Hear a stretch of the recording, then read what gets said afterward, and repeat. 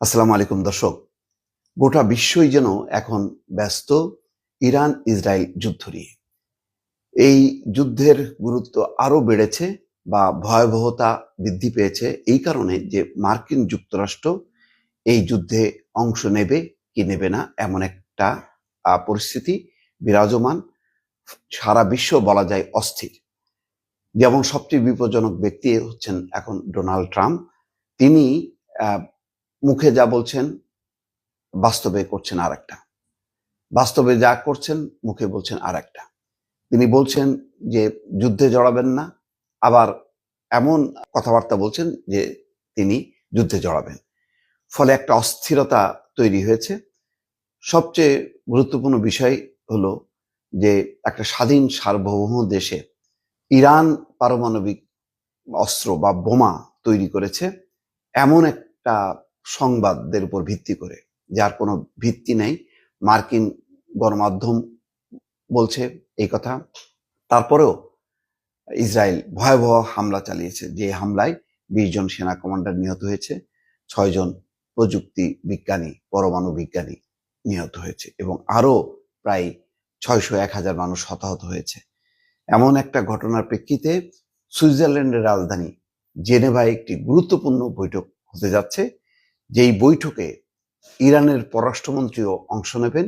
সেই আলোচনার মূল এজেন্ডা হচ্ছে যে ইরানের যে পারমাণবিক কর্মসূচি সেটি কি কোনো সামরিক লক্ষ্য, সেটি কি অন্য দেশে হামলার লক্ষ্য, নাকি তাদের নিজস্ব বেসামরিক বা উন্নয়ন কর্মসূচির অংশ, তা নিয়ে আলোচনা হবে। এবং সেখানে যুক্তরাষ্ট্র প্রত্যক্ষভাবে অংশ না নিলেও পরোক্ষভাবে এই বৈঠকটি কন্ডাক্ট করবে, কিন্তু সরাসরি 3টি দেশের পররাষ্ট্রমন্ত্রী অংশ নেবেন, জার্মানি, ফ্রান্স এবং যুক্তরাজ্য। এটা গুরুত্বপূর্ণ।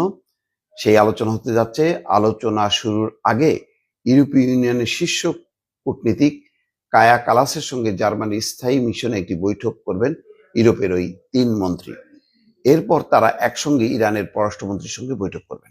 খেয়াল করেন যে গতকালকে কিন্তু হোয়াইট হাউস থেকে বলা হয়েছে যে তারা 2 সপ্তাহ অপেক্ষা করবেন। তার মানে এই 2 সপ্তাহের মধ্যে ইরান একটা শর্তে উপনীত হবে, ইরান চুক্তিতে উপনীত হবে। ইরান নিশ্চিত করবে যে না, কোনো সামরিক না, বেসামরিক কাজে এই পারমাণবিক তার যে কার্যক্রম সেটা পরিচালিত হবে।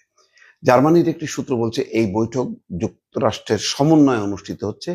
এর লক্ষ্য হলো ইরানকে বোঝানো তাদের পারমাণবিক কর্মসূচি যেন শুধুই বেসামরিক কাজে ব্যবহৃত হয়, এই নিশ্চয়তা দেওয়া জরুরি। বৈঠকের পর বিশেষজ্ঞ পর্যায়ে আরো বিস্তারিত ও গঠনমূলক আলোচনা হবে বলেও সূত্রটি জানায়।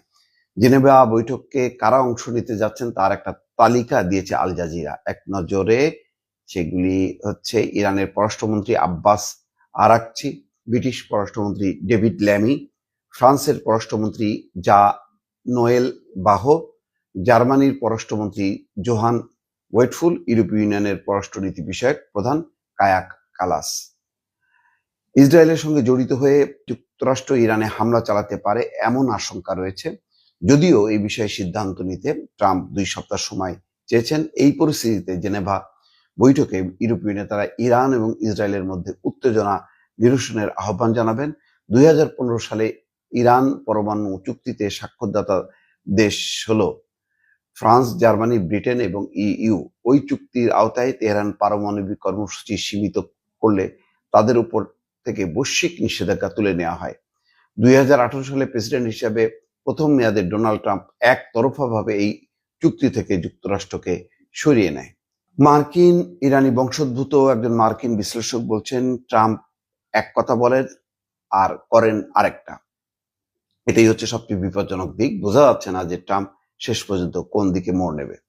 ইরান ইসরায়েল সংঘাত নিয়ে যুক্তরাষ্ট্রের প্রেসিডেন্ট ডোনাল্ড ট্রাম্পের সাম্প্রতিক অবস্থান বদলে যাওয়ায় অনেক বিশ্লেষক মনে করছেন এই ইস্যুতে তার কোনো সুস্পষ্ট কৌশল বা লক্ষ্য নেই। আল জাজিরা বিশ্লেষকদের মধ্যে দীর্ঘদিন ধরে ইরানের বিরুদ্ধে যুক্তরাষ্ট্রকে যুদ্ধের দিকে ঠেলে দিতে চাচ্ছেন ইসরায়েলি প্রধানমন্ত্রী বেনিয়ামিন নেতানিয়াহু। তার প্রভাবেই এখন এ পথে যেতে বাধ্য হচ্ছেন ট্রাম্প। আল জাজিরাকে দেওয়া এক সাক্ষাৎকারে ইরানি বংশোদ্ভূত মার্কিন বিশ্লেষক নেগার মর্তাজাভি বলেন, নেতানিয়াহু ট্রাম্পকে কৌশলে পেছনে ফেলে দিচ্ছেন।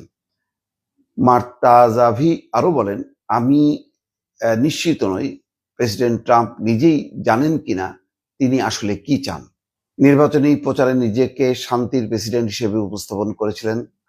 দর্শক মনে আছে নিশ্চয়ই, তিনি বলেছিলেন তিনি যেদিন প্রেসিডেন্ট হবেন সেই দিন বা পরদিনই বিশ্বে আর কোনো যুদ্ধ থাকবে না, গাজার যুদ্ধ বন্ধ হবে, রাশিয়া ইউক্রেন যুদ্ধ বন্ধ হবে, কিন্তু উল্টা গাজা ধ্বংস হচ্ছে আরো এবং ক্ষুধার্ত মানুষের উপরে গুলি চালাচ্ছে ইসরায়েলি বাহিনী। অন্যদিকে ইউক্রেনের রাজধানী কিয়েভের ভেতরে যে হামলা করছে এখন রাশিয়া, তার মানে যুদ্ধের বিস্তৃতি আরো বাড়ছে।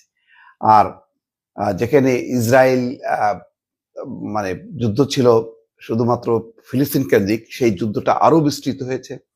ইয়েমেনে হামলা হয়েছে, সিরিয়ায় হামলা করেছে, আর এখন তো ইরানে একেবারে মানে নির্লজ্জভাবে তারা হামলা চালিয়ে যাচ্ছে, বরং আরো বেড়েছে। তো সেই কথাই বলছেন এই মার্কিন বিশ্লেষক। তিনি বলেছিলেন যুদ্ধাবস্থার ইতি টানবেন, কিন্তু এখনো রাশিয়া ইউক্রেন যুদ্ধ থামেনি, গাজায় সংঘাত আরো বেড়েছে, আর চোখের সামনেই মধ্যপ্রাচ্যে তৃতীয় বড় যুদ্ধ শুরু হয়ে গেছে, যেটি দৃশ্যত শাসন ব্যবস্থার পরিবর্তনের লক্ষ্যেই হচ্ছে। ট্রাম্পকে নিয়ে এই বিশ্লেষকের সোজাসাপটা মন্তব্য, তিনি এক কথা বলেন আর করেন আরেকটা। দর্শক আরো এই সংক্রান্ত খবর